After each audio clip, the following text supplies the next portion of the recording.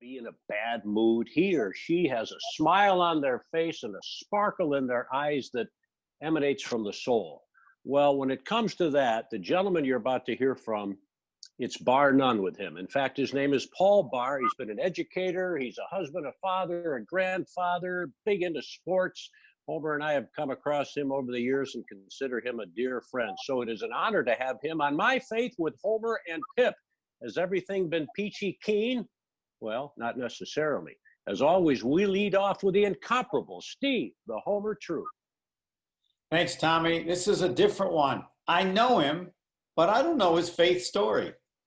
And everything you said about him is accurate. He's always been Mr. Milwaukee Lutheran to me, but that's probably shortchanging it. So, Paul, as we do to everyone, your life story, your faith story, your faith, how it started, wherever, and I'm sure you will, wherever you want to start. Oh my gosh. Well, good morning, Pip, and good morning, Homer. When guys get to count their blessings, I get to count you two as two of the biggest blessings in my entire life. Coming across you after having moved to Milwaukee, it's been an amazing thing. And I don't think I can ever thank you guys enough for what you've added to my life. My faith story, I'm the oldest of 7 kids. My dad is a pastor. And so, my faith kind of grew right from the beginning, right from the get-go. I tend to be a little bit of the black sheep of the family because my dad started his career after coming out of the seminary as a college professor in religion and history at Concordia, which was located down in downtown Milwaukee at the time, prep high school and 2-year college. And when I was born, my dad was not an ordained minister yet. He was a college professor, so he couldn't baptize me. So I am, of the 7 kids, I'm the only one he didn't baptize. He baptized the other 6. So I'm kind of like the black sheep of the family when it comes to that. But we lived here in Milwaukee for about 5 years, and then he took positions and calls to Detroit, Michigan, and then Buffalo, New York, and then Michigan, where he at 96 is still alive. Stopped preaching about 6 years ago at the age of 90. But yeah, so I grew up in this. So went to parochial schools as a kid, went to a public high school, and then decided that having grown up with a church worker, I decided that the last thing I wanted to do was go into church work. So I was not about to take the vow of poverty and grow up, have my kids grow up to be kids who are preachers' kids or Lutheran educators' kids or something. So I decided to go into business first, and happened to transfer after my first year, transfer back to a Concordia college because I wanted to play football. And when I did, someone invited me to go down to New York City. I was at Concordia College in New York on a Saturday morning and just help with some kids, which I thought was a really nice idea. So worked with some of the underprivileged kids in Upper Manhattan, and I went down and literally got hooked into it. And the crazy thing was, my first 3 weeks or 4 weeks, I think, when I was away at college, I decided that since I wasn't living next to the church in the parsonage, where everybody would know when you go to church and when you don't go to church, that now that I was an independent adult, I was going to make my own decisions. So I decided to just lay in bed on Sunday mornings because I could. So there was nobody to tell me you need to get up, and nobody to tell me that, hey, where's your son, Pastor? Why isn't he in church this Sunday? And I was laying there one Sunday morning, and I said to myself, what the heck are you doing? What are you laying in bed for? What are you trying to prove right now? And I think that was God slapping me upside the head at that point in time, saying, you know better than this. And so, I went down on the Saturday morning to this New York City opportunity. Did that for the rest of the school year, and then that summer they offered some of us an opportunity to live in the basement of a church in Upper Manhattan to work with these kids. And so I took it up. I mean, we got paid $70 a week, $35 we had to give back. So I made $35 a week for 10 weeks. That was my summer job, my end of my sophomore year.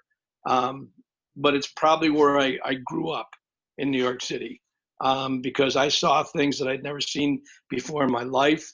It introduced me to multicultural opportunities and relationships that have been a blessing to me for the rest of my life. And it really helped me to refocus on what my calling really, really was.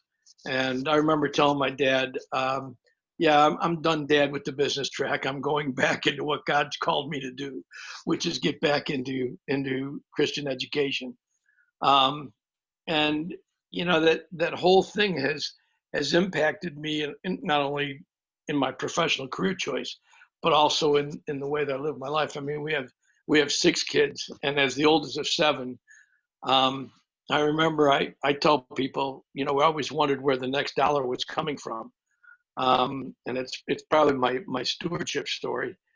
8th grade, I remember walking in, we always wore hand-me-downs from whatever came at church. Matter of fact, I tell people that I used to, my mother, because I have 5 brothers, 2 of them now in heaven, and a sister. And so clothes were always tough to acquire. And so we did a lot of hand-me-downs for people in the congregation. And if somebody passed away, sometimes my mother would even get their suits. And I remember one time going to church and seeing and wearing a suit that my mother had picked up from somebody. And the widow happened to be at church that Sunday. And she said, "Is that my Herald shirt?" I said, "Come on, Mom." But, 8th grade, I walk in and I needed a pair of socks because all I had was white socks. And I walk into my dad's bedroom and go into his dresser to grab a pair of dark socks. And I look on top of the dresser and there's 3 offering envelopes. And one of them has $15, one of them has 10, and another one has 10. And it's $35. And at that time, we belonged to a congregation that used to publish everybody's giving, an old German Lutheran congregation, as well as the pastor's salary. So I knew how much money my dad made, which at the time was, outside of living in the parsonage, was probably about $3,000 or $4,000. And I remember looking at it saying, holy crap, my dad has given a ton of money away. And I grabbed the envelopes and walked in the kitchen, held them up and said to my mother, you don't want to know I can't get any new clothes? Here's why. Dad's given all the money in church.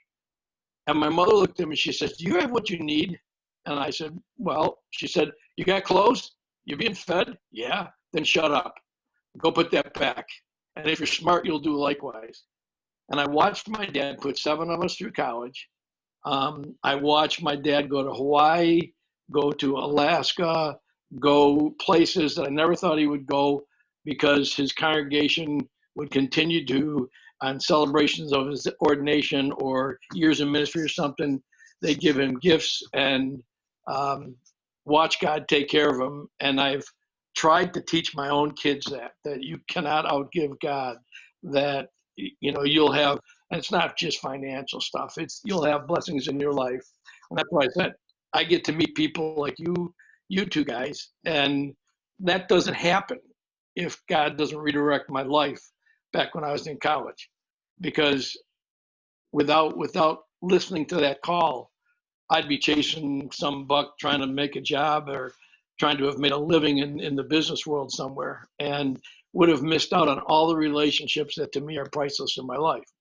So, having grown up, a lot of people I think assume, well, I had to do this because my dad being a minister, of course, this was going to, be the way it ended up, but it's not. And in our family, just to show how well it's taken, of the brothers and sisters and their spouses, of the 14 of us, 13 are Christian educators, and of the 20 grandchildren, 11 are Christian educators, and a couple are left yet finishing out degrees. So it's a legacy that comes from my dad that we carry on by the grace of God.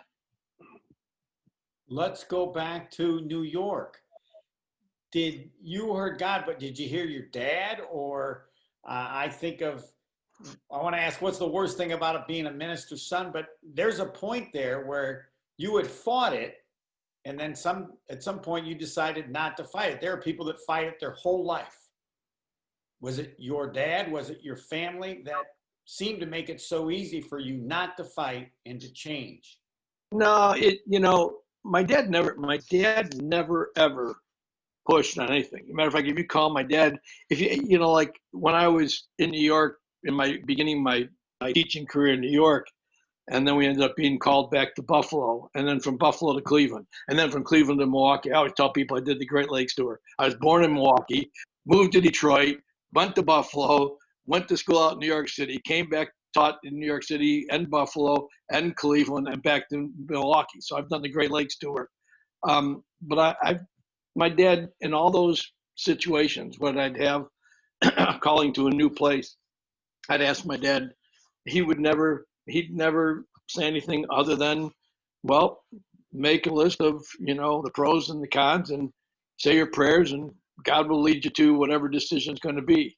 And there was never I remember I remember calling him and telling him I was getting out of the business curriculum and going into a Christian education curriculum, thinking that he'd say something really, well, that's great. I'm so glad to hear that.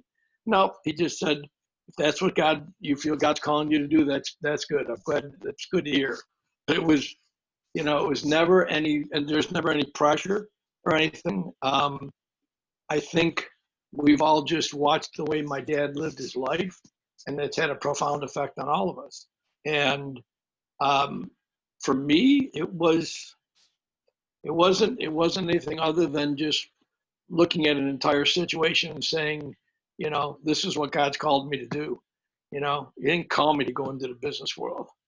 He called me to have a relationship with kids, and that's been what my life's been about. You have the relationship with God. You know the greatness of it, but you spent your life with kids trying to convince them or show them or get them to have that relationship. And you know as well as I, some just don't. Or what do you say? What has worked best to make people understand how great that relationship is? For me, I think it's it's a matter of trying to give people a window into your own life and how having a relationship with Jesus in your own life impacts your own life. And especially with younger people, to be that person who, is there to put an arm around them, or there to support them, or there to provide counsel for them. I mean, over the years, I've been blessed with enough opportunities to have, through coaching and through being a teacher and being a principal and everything else, to have an impact on kids' lives, to be able to say things to them, to be able to, have counsel with them when they need it, and stuff like that. And just by, kind of doing the things my dad did, which is, just ask questions or say things that would lead them back in the right direction. So, my greatest blessing right now is I don't do a lot of Facebooking, but one of the joys that I have is I've got contacts and connections that I have with kids that I had back in the 70s still, it's just, it's just a tremendous joy to watch. And every once in a while, I'll see something and I'll send them a private message and just maybe take them back to their roots a little bit and what they were taught. I know you've been asked this so many times, but those kids you're trying to show them, tell you of the terrible things that have happened in their life and how could God let this happen? What have you said? And I'm not curious, but I'm guessing it hasn't changed in all those years, but you see that look in their eyes.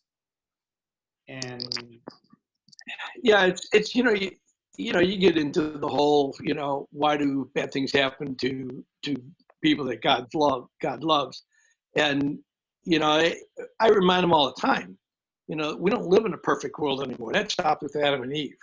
And there are things that come into our lives that aren't things that God brings into our life. There's a real live Satan out there who really, really is out to destroy virtually anything good that God brings into our lives. And sometimes he wins in the short term. He never wins in the long term, but he wins in the short term. I'm right now, I'm talking with a young man who's recently married, a great kid, and he's struggling in his marriage because his wife's not sure she made the right decision. And so my constant reminder to him is that this is not from God. This is not something that God wants for him. It's not something that God brought into his life. It's into his life right now because of the fact there's sin in the world, and this is what we have to deal with. And the best he can do in this situation is to rely solely on God, look for guidance, and be the best representative of Jesus to his wife that he can be in every way, shape, and form. And there's a verse in Deuteronomy that talks about underneath are the everlasting arms of God. And I just try and remind former students and people like that all the time that you rest in God's arms at all times, and He doesn't want bad things for you to go through bad things in your life, but it's the result of the fact that we live in a sinful world. And one of my good friends lost his wife through a tragic accident, and I remember talking with him when it happened, and he said to me, "Well, Paul, I guess this is what God's plan. This is what God wanted for in our lives right now." And I said to him at the time, "No, it's not." I said, God never ever wants destruction and sadness and things like death for us. I said, the only person who celebrates on the day of a death like that is the devil, because he thinks he might have temporarily won. But I said, your wife is with Jesus right now because she knows the truth and knew the truth. And so, you don't need to worry about that right now. This didn't come from God.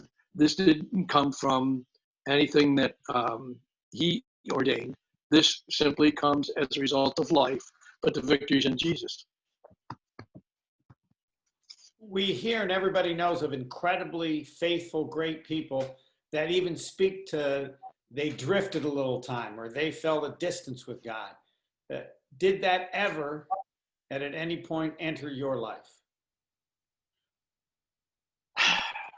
I remember I remember early on in my career when a woman and one of my school moms asked me if I had been reborn. And I looked at her and gave her a very, very Lutheran answer. And I said, yes, every day. And she looked at me like I was nuts. And I said, yeah, because you die to sin every day and then you have new life. I said, it's a very Lutheran answer. But if you understand scripture, that's what it is. Were there times where are there times where I lay in bed and ask myself, all right, is this whole God thing really true? And that runs through your head. It ran through my head as a kid. It ran through my head as a teenager. It ran through my head as a young adult. I think that's what was going through my head when I first started college. Not quite sure how all this works. And the bottom line is you just keep coming back to, this is real. This is true. This is life. This is how you live your life. It's just, you got to tune out the things that, there's been things in our lives that, we've had to deal with, wondering in the same way, okay, Lord, what's going on in this situation? We almost lost our son a couple of years ago. I was telling Pip about that at an event we were at together a couple of months ago. We got the phone call in the middle of the night that no parent ever wants to get. I'd just about to fall asleep. It was a little after midnight. The phone rang. My wife answered it. And all I remember hearing her say was, "Oh, Megan, that's really, are you okay? Are you and the kids okay?" And when she hung the phone up, she looked at me and she said, "You need to go to South Bend, Indiana. They're airlifting John there, and they don't think he's going to make it because he was in a horrific accident where a couple people who were under the influence lost control of their car and ended up virtually crushing every bone in his face, and he should have died." And I remember driving to South Bend, Indiana, 3.5 hours talking to God about, all right, what am I supposed to learn here? Because you don't know when you walk in the hospital if you're going to be met by a doctor who says, I'm sorry, we've done everything we could, or what you're going to get. And just praying through that whole time that God would give me the strength to deal with whatever was going to happen. And that if it was that he wasn't going to be there when I got there, that nothing would shake my faith. Because I think that that would have been a real test at that point in time. And it's the closest God's ever allowed me to get to losing somebody that close to me. I mean, lost two brothers in the last 3 years and my mom last summer, but all after illnesses. This would have been the first that would have come up, in such a shocking way. I don't know if it's fair, Tommy, but I'm willing to pass it along because I know everybody has questions. First, they have a smile when they think of Paul Bahr, but then they have a question. Mm-hmm. Mm-hmm. Absolutely.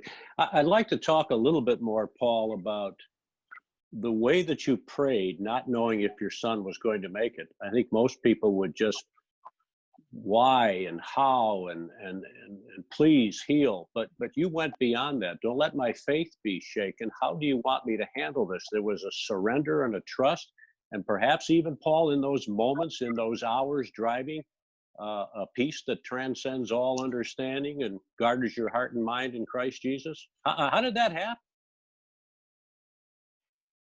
It was such a shock when it all took place. I mean, it happened so fast that, I literally I threw up an extra pair of shorts and t-shirt in the car, and I wasn't even thinking of how long I might be there or anything else like that.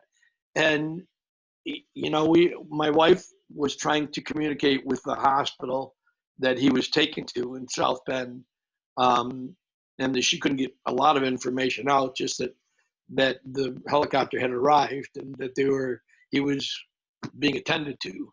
And I learned years ago when, unfortunately, one of my teachers passed away after a very minor surgery, that the hospital doesn't release any kind of information like that, no matter pretty much who you are, except directly to the wife. And at that point in time, our grandchildren and my daughter-in-law were in one part of Michigan, and being taken care of by a family who happened to just reach out to them at that point in time. And, you just in the car and you got a million things running through your head. I remember putting on the Christian radio station and just having music on, anything that I could at that point in time to help me focus. And, after having, you kind of have to minister to yourself. It's, you better listen to the words you've been telling other people your whole life right now. And so asking the question of why or anything, just, I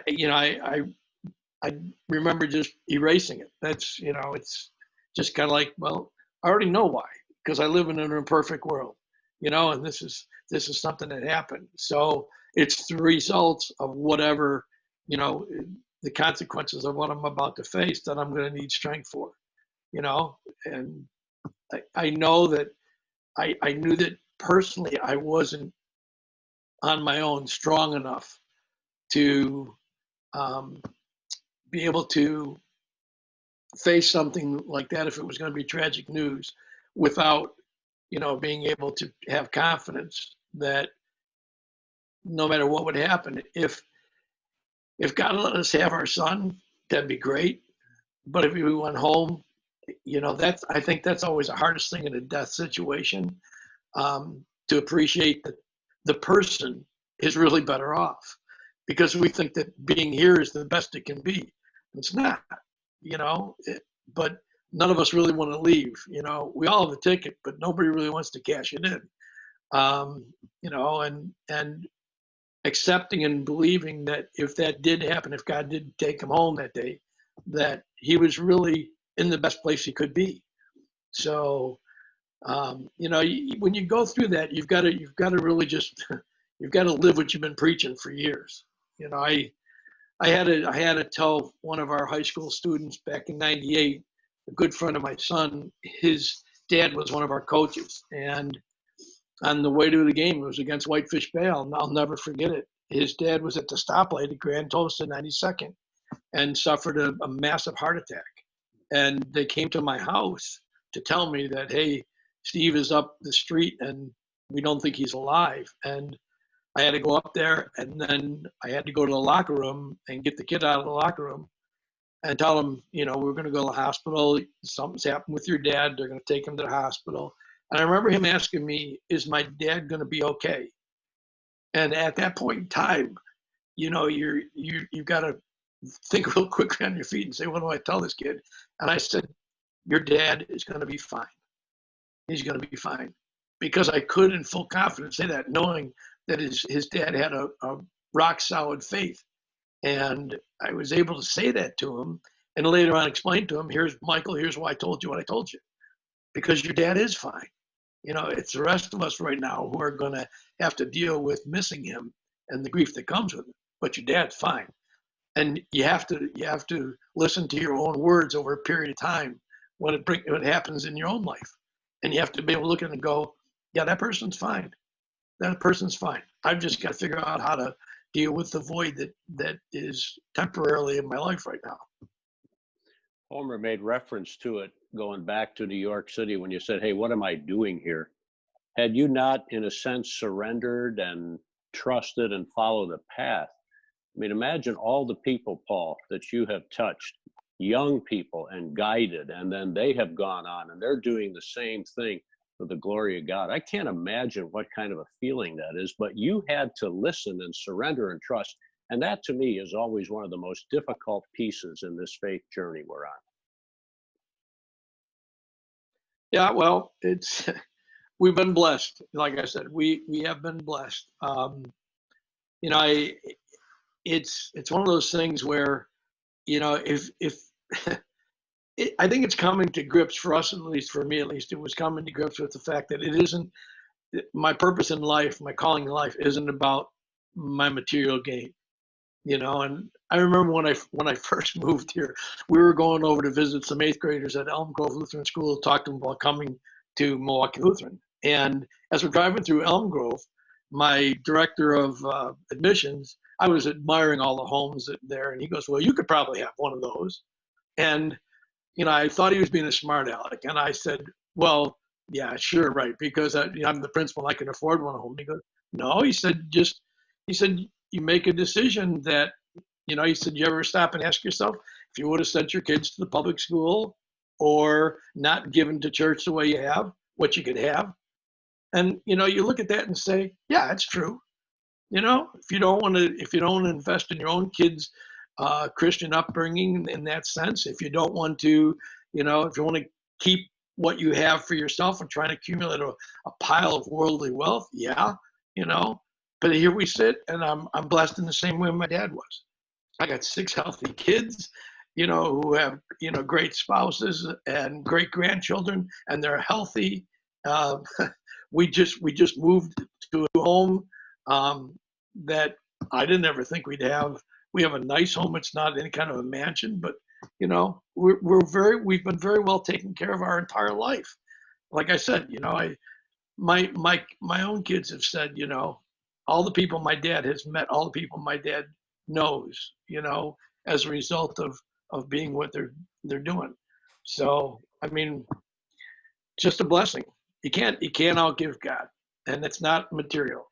He brings other things into your life and allows other things to happen. Homer, the apple didn't fall far from the tree, did it? I'd love to meet his 96-year-old dad. What a faith story, huh? My last question is, I can ask 1 million people to tell me about Paul Bahr. When you think of Paul Bahr, what do you think? I want to ask Paul Bahr about Paul Bahr, of what you've done. What do you feel best about? What, it's how you view yourself. You are now, sir, looking in a mirror. What do you see? Oh, boy. I'm glad I'm not the person I was when I was a young principal and still very athletic and playing in all sorts of sports leagues and when I left Buffalo, they did a going away dinner for me, and one of my best friends got up and said a few things that brought the house down, and unfortunately, they were all very accurate.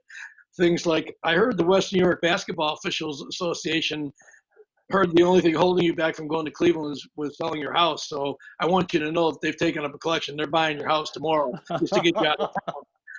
So,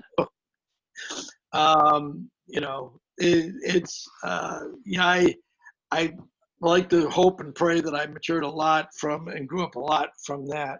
But I, you know, I would hope it's, if I look back, I would just hope that the kids that to me, it's always been the most important thing has been the kids. And then right after that would be the people I work with, the teachers I work with, and some fellow administrators that, I just think the world of. And I would hope that when they look back, that they say, I'm really glad I knew him. I'm really glad my life crossed his path. I'm really glad that, that we interacted or intersected at some point in time. For me, the goal has always been to just let people know, that I'm a person of faith, that Jesus matters in my life, that other people matter. I'd like to believe that I'm someone who has a really short memory, especially when it comes to things that, maybe dealings with some people that I wish wouldn't have turned out the way that they did, or, you can't control what everybody else always thinks, especially when you're an administrator and making decisions. But I like to think that I'm not a person who holds a grudge or something like that. But I don't know, my biggest takeaway would be that people felt that when they looked at me, they saw a good example of what it meant to be someone who truly, honestly follows Jesus and has a strong faith life. Pip, I only have one thing left, and it's not a question. So with our youngest son, I said, nah, he's not going to Milwaukee Lutheran. He's going to Paul Bahr School. Yeah. And it wouldn't matter. And I will always be grateful. This may sound odd, but it's not. It's very simple. I always loved my son. He taught me how to like him. And I'll always be grateful. It changed everything. And I can't say I was surprised. I was just hopeful that Paul Bahr would do something, and he did. So thank you forever. That's my blessing. You have a great kid. You have a great kid. And he's got a great dad. You guys are both very blessed. One of many. And I think going back to our point about you being so positive, I think every time we ever have had interaction, especially at school with the kids and football games, and I know Homer could speak to the same, and that was a powerful testimony he just shared. Thank you for that, good friend. That we looked into your eyes and saw the face of Jesus and where you were and where you are, and with every breath, our wonderful Lord, his unfathomable divine mercy and love exists, and in your heart and in your soul. So for that, thank you, Paul Bahr, good friend of ours. Thank you for sharing on My Faith with Homer and Pip, and God's blessings continue to you and your entire family. Thanks, Pip. Thanks, Homer. It's been great. It's always great with you guys. Always great. This has been My Faith with Homer and Pip. If you have a story, a faith story you want to share, you know someone, just email me if you would, please, at pippinstom@fox, forgive me, it's the old TV, pippinstom@yahoo.com, Pipines, pippinstom@yahoo.com. Great gratitude for our producer, Brent Young, because none of this happens without him. Gentlemen, I love you all. God bless everyone. And even in these times, faith will overcome fear. See you next time.